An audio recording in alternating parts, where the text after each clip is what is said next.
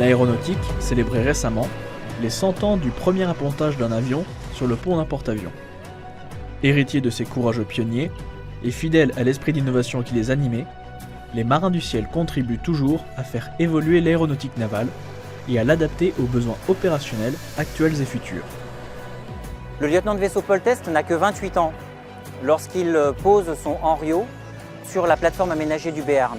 Plateforme aménagée du Béarn qui ne ressemble pas beaucoup à la plateforme du porte-avions Charles de Gaulle sur lequel je suis actuellement. 100 ans séparent ces deux plateformes.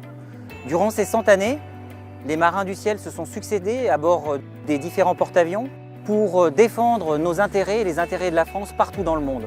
Au cours de toutes ces années, ils se sont montrés les dignes héritiers de Paul Teste au travers de son esprit d'innovation.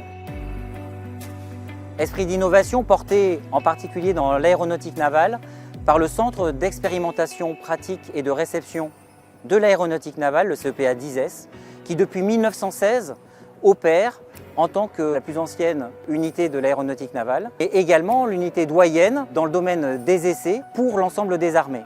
C'est le CEPA 10S qui porte cet esprit d'innovation dans l'aviation embarquée.